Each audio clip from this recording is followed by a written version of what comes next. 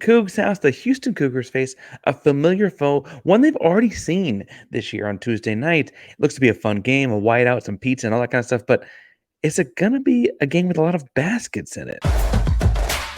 You are Locked On Coogs, your daily podcast on the Houston Cougars, part of the Locked On Podcast Network, your team every day.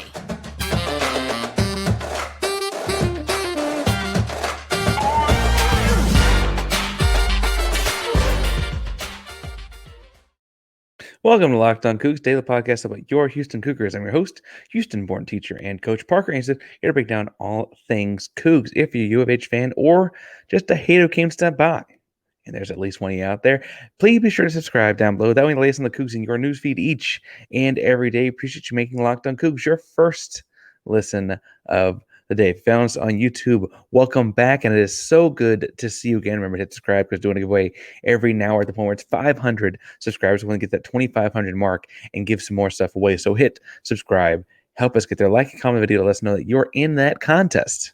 If you don't know what to say after talking about a game that you feel like you've already seen before because these two teams have played before, tell us in the comments down below if you're a Coca-Cola or a Pepsi household.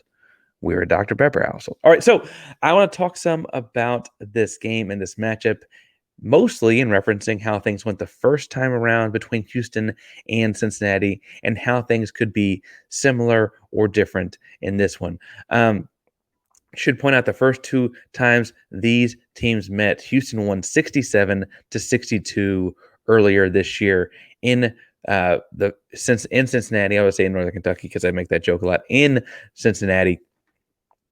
For what it's worth, they also like a sellout Cincinnati crowd. They had some renovations done, so it's the most people ever been at that stadium. Houston won with just two guys in double figures. It's an ugly game, large stretches without baskets, and frankly, that was kind of the story afterwards. It was like, what's going on with the Houston offense in this basketball game? So, in the first segment, I want to talk about those offensive struggles.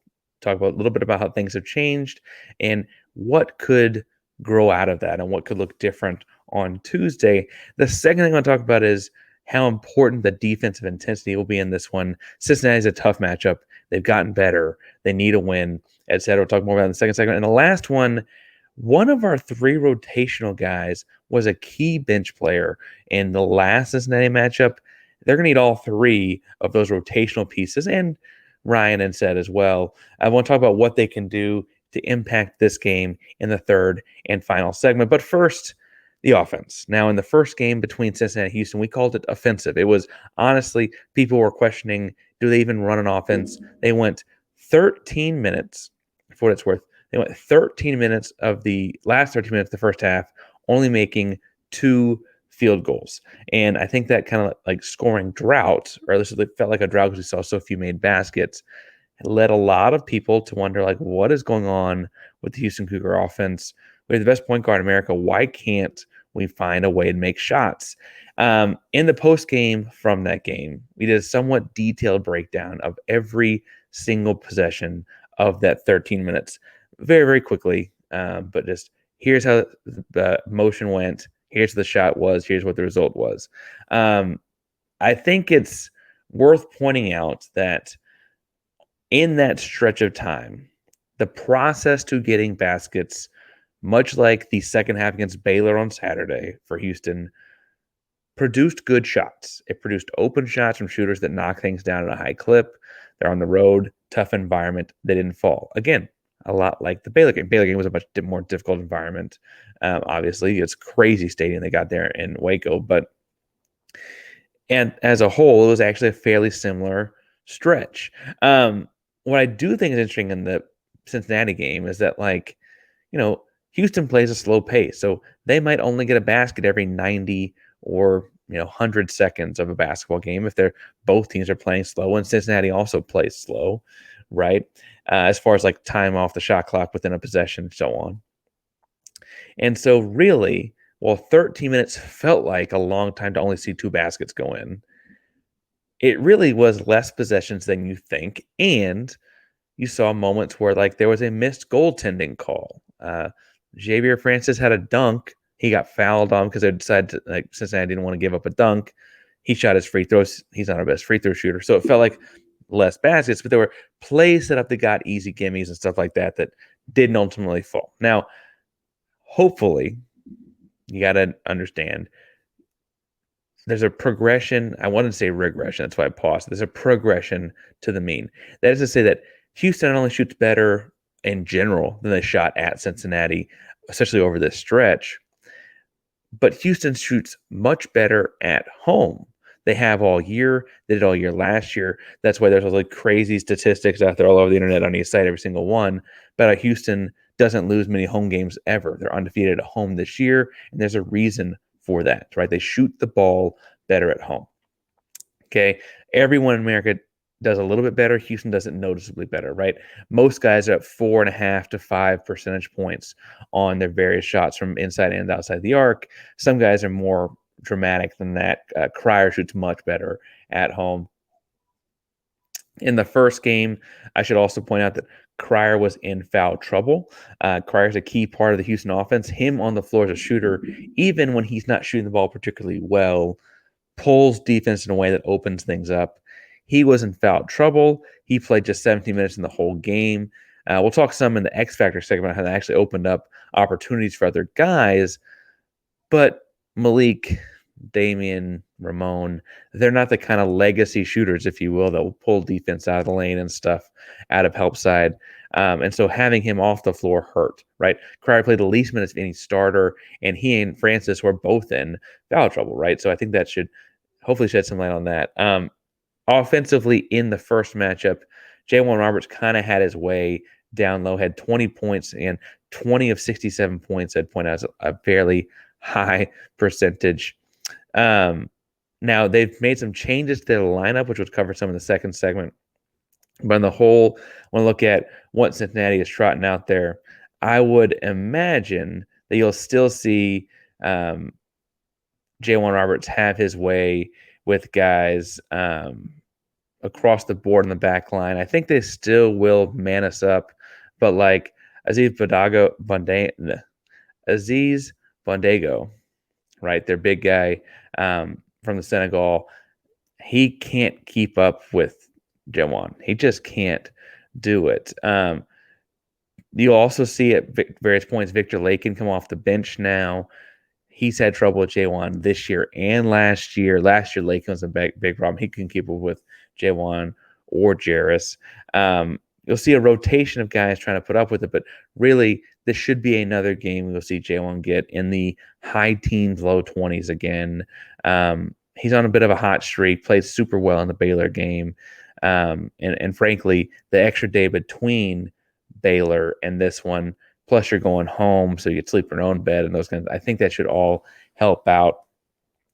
What I imagine they'll do is different ways to get him to left block with passing options out of it. So you'll see him catch the ball in the left block and inside pick and rolls.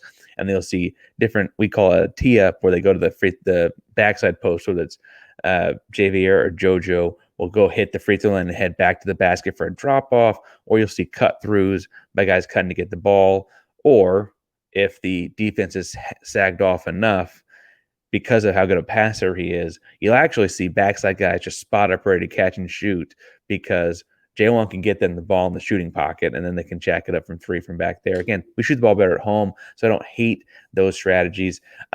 I also think what you'll see in this game is as guys are shooting the ball better, Jamal Shead will have, he had 4 assists in the Cincinnati game the first time around, which when you factor in, like, honestly, there was low shooting numbers across the board, and so it's hard to get assists when no one's making shots. I get that. I bet we're closer to 8, 9, 10 in this game. Now, I don't mean to say that he's going to get, like, double-digit assists in a college basketball game. They only play 40 minutes. That's crazy. He can get that every night. But I do think that the kind of looks he was creating in the first matchup are the kinds of looks I anticipate them making at home against a similar type of defense. They'll adjust some. Obviously, both teams will a little bit. But there were personnel matchups, I think, as far as like the man-to-man stuff that would be problematic still, or a problem still. Come on, Parker. For Cincinnati. And for what it's worth, they don't zone up particularly well. Against the zone, I think J1 eats And so I don't think they zone up particularly well. And I don't think if you don't do something well, I don't think the Houston game on the road is a chance for you to go show it off, right? Here's the thing, we haven't shown anybody yet. I don't think it's the thing that Cincinnati is going to do in that game either. So if Houston can produce the same kind of shots they did in the first game, I understand that the shooting numbers were low. I understand that the scoring felt low. I understand there was a big drought. But on the whole, I would imagine they actually score a lot of points if it's the same kind of matchup. Again, they shot 39% from the field, but 18.8% from three in that first matchup. Those numbers are going to be higher at home.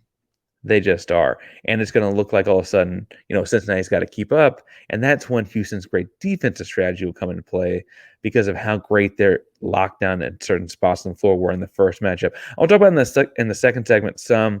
But first, these games are interesting. Houston is going to be giving out pizza. There's a whiteout theme. There's all kinds of shirts on Amazon you can buy. I'm sure they'll have them there too.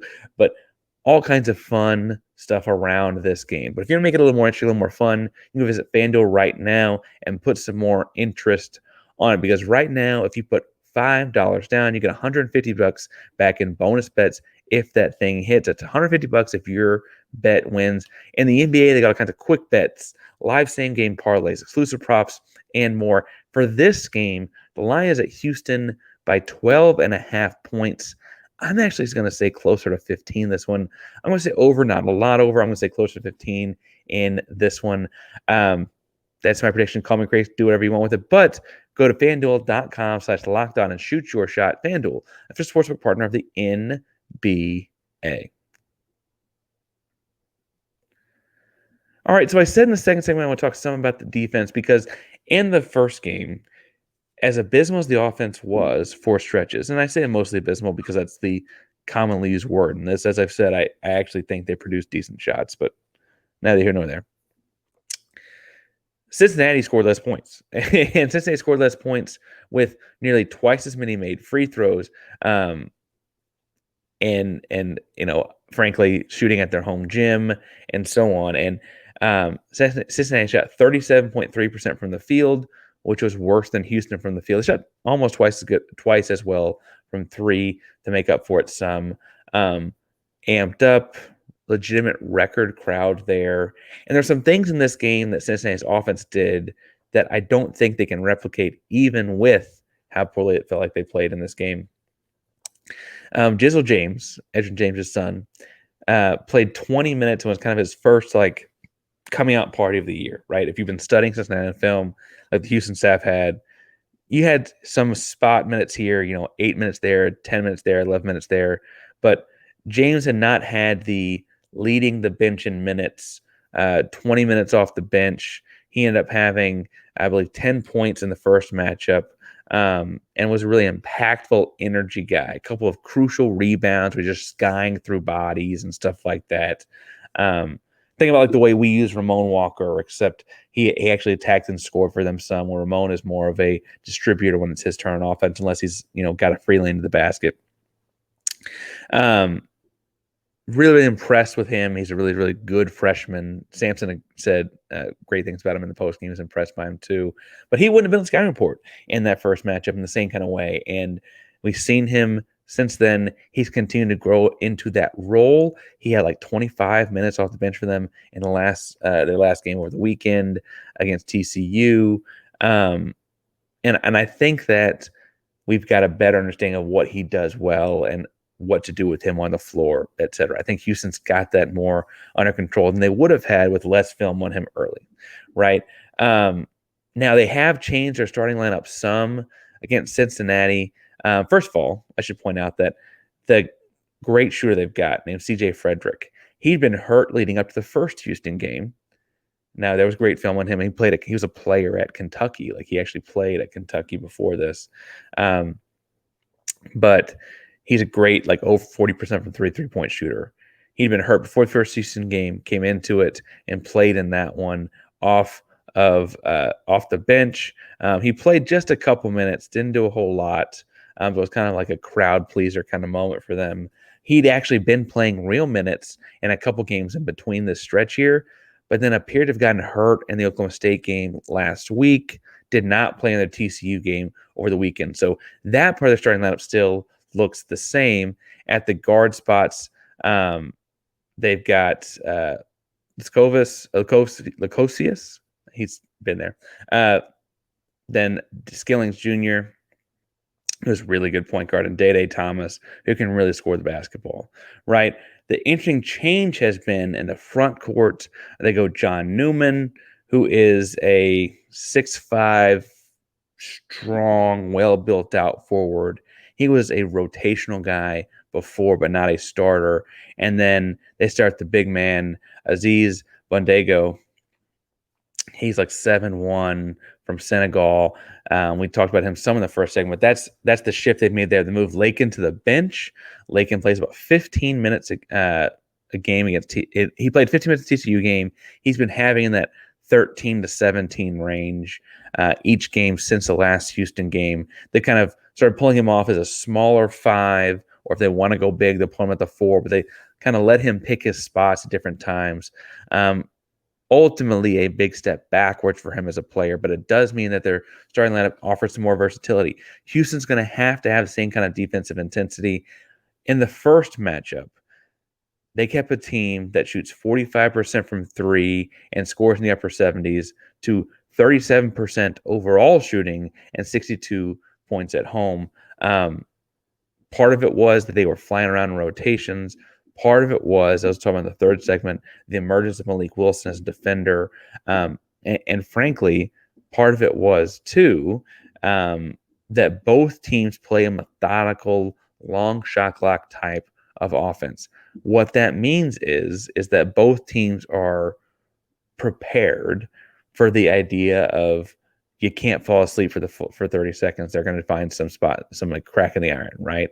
And so what I really think what there is interesting is Cincinnati likes a lot of dribble handoff kind of action, weaving kind of stuff around the top of the key with the backside action on the offside.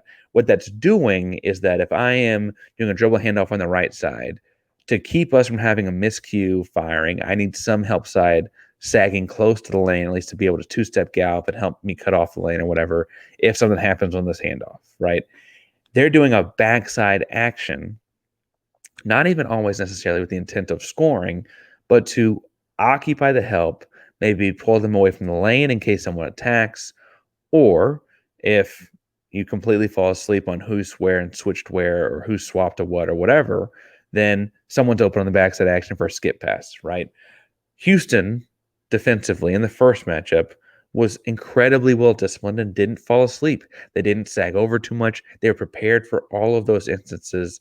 And I maintain, I think it's because they also play a methodical style of basketball and, Frank, are very prepared for those kinds of things. The times that Houston has run into any trouble defensively is like what Baylor did in the second half against them in Waco on Saturday, where they get sped up a little bit because they can't make a shot and have time to set up their defense, right?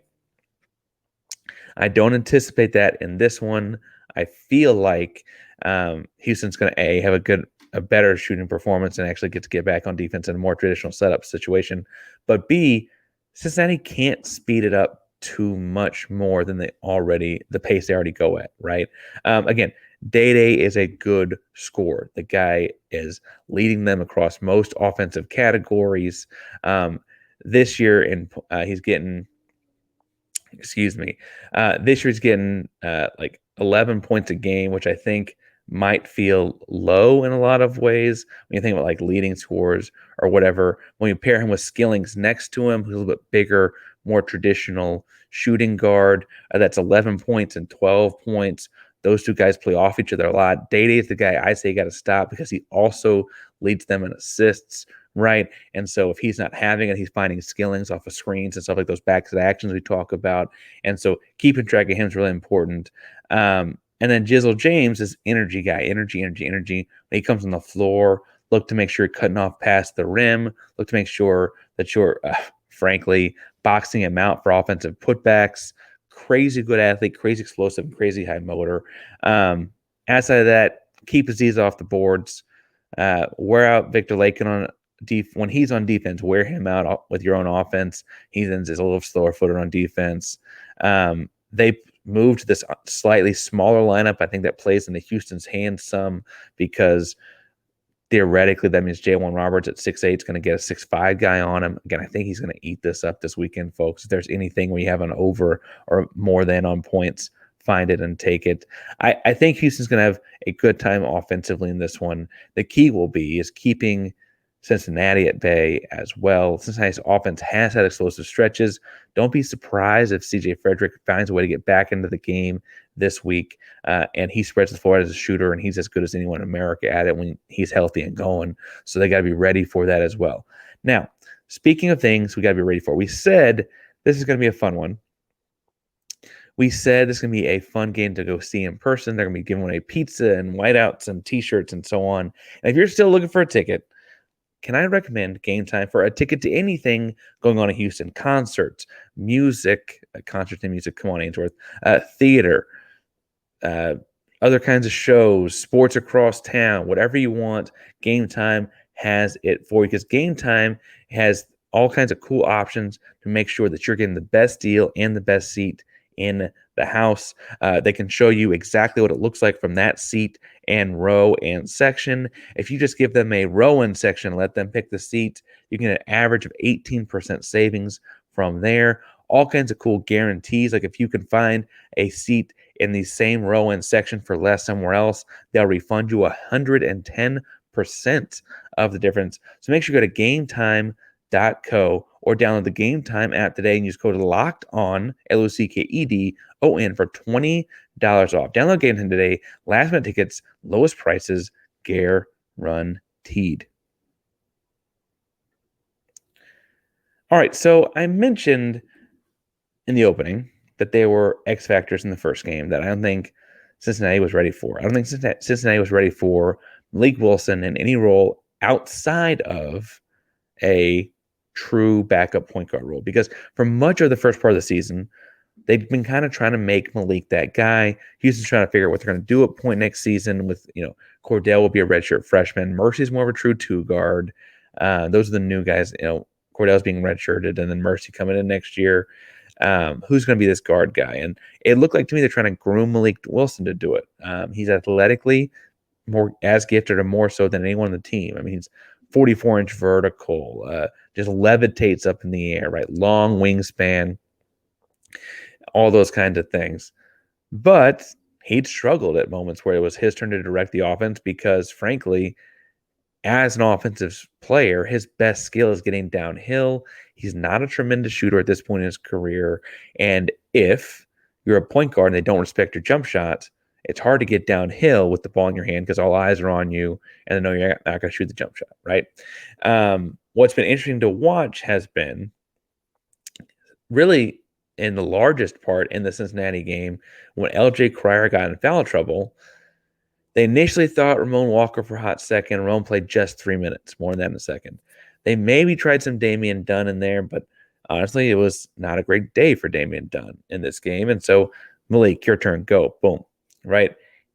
And Malik stepped up to the challenge and frankly earned himself more minutes to continue to play an impactful role in every game since, right? Malik played 21 minutes, had just 4 points, but had 7 huge rebounds, 3 steals, and a pair of important assists in this matchup the first time around. His athleticism was too much for what Cincinnati could hold, right? They didn't have an athlete keep up with him in attacking the glass. They didn't have an athlete keep up with him or understood the kind of speed he's going to attack the passing lanes with on those steals. Malik proved that he can share the floor with Jamal. He doesn't have to be Jamal's backup and actually be a more impactful player. I bet you'll see moments where he plays the 4 in this game with J1 playing the 5 because Cincinnati's gone to that smaller lineup, and then you can have all that speed and energy on the floor at one time, have him attacking lane with both Cryer and Sharp outside shooting it, and Jamal just sitting there orchestrating the whole thing, right? All that is to say that Malik should have a similarly high impact. But at home, I anticipate seeing a bounce back game from Damian Dunn as well. Damian has had high highs this season and some untimely lows as well. I mean, Cincinnati, Houston got away with the win, but his offensive game was not, 0 for 4. Felt like a couple of those were forced isolations. He even broke a set one time to get to that isolation and then missed. Not his greatest performance. Baylor over the weekend, we did it. I don't need to break it all down again, but he missed the free throw and then comes down and commits a foul combination, which probably should have lost the game. But he also has moments where he's led the team in points. He also has moments where he's gone on the floor and been the most dominant ISO player on either team. He's also had moments this season where other teams have trouble with his athletic gifts, his combination of size and shiftiness, and frankly, the craftiness which he plays basketball with as a veteran of college basketball. I anticipate in this matchup at home, he plays much better. He shoots the ball significantly better at home. And I think that opens up a lot of the other things that he's trying to do. I'm not saying they're going to call his number for ISO a whole heck of a lot, but in any set Houston's running, at various points, guys have opportunities to break and go ISO when they feel like they can get by their guy for a basket. It's not a Princeton-type motion offense. I bet those opportunities work out better for Damon in this one. And JoJo, high energy, high motor guy. In the first matchup, Francis, we mentioned, was in foul trouble, and JoJo ended up playing 20 minutes on the road in the Big 12. Really, really important. He proved that athletically he can keep up with these guys. He's given up a little bit of height to Bodego, but he's frankly matching him with his length because of how long his arms are, right? And so the stuff he gives up at height, he probably makes up for in quickness, and then he adds the length, and he's okay, right?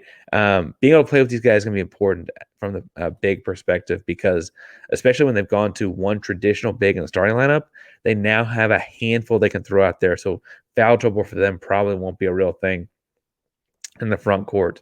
But Tugler giving us a little bit of depth there will be really, really important as well. And much like I said, I think J1 Roberts will eat in this game. The truth is, it's going to be one of the posts, right? It's going to be J1 or JV or JoJo. So don't be surprised if when JoJo's out there, they kind of like say, if that freshman kid beats us, he beats us, and then JoJo does it, right? Now, in Monday's episode, we talked some about how, honestly, like losing Ramon hurt a lot, right? And I think losing Ramon's going to hurt a lot this season. And I think what Ramon and Terrence brought to this team was what made it like feel like it's still a very special year, and I don't mean to be Debbie Downer, but man, like they seemed unbeatable and they could go 10 deep, right? Now they're going 8 deep, and that's a little bit more difficult. But in the first Cincinnati matchup, as I mentioned, Ramon played just 3 minutes. They were a bigger team. They played bigger lineups then, and Ramon's energy, frankly, got kind of matched by Wilson, and Wilson's a little bit bigger, longer athlete. Ramon's probably stronger, but so Wilson was able to take those minutes. And I don't say that to say it wouldn't be nice to have Ramon this Tuesday night. I'm about to say this weekend. This Tuesday night, it would be nice to have Ramon this weekend too, though. But I do think it's interesting that, we're like, how are we going to replace this guy, et cetera. And then the first game we have since the news broke publicly is a rematch against a team that he barely had to play against the first time around. And I think that's a good omen. I think it's a good sign. I'm predicting Houston by like 15, we'll say 77 to 62 again. Not because Cincinnati had 62 the first time, but 77 to 62 sounds good. It might be more than that, but I'm going to be a little conservative. Houston's undefeated at home. Hard to beat at home. I think it continues. If you think I'm crazy, think I have something else to say. If you got something else about Houston and Cincinnati, tell me in the comments down below. It's been nice talking to you this morning. Locked On Coogs is the prime Locked On podcast. Is your team, our number one in America, Houston Cougars, each and every day. Go Coogs.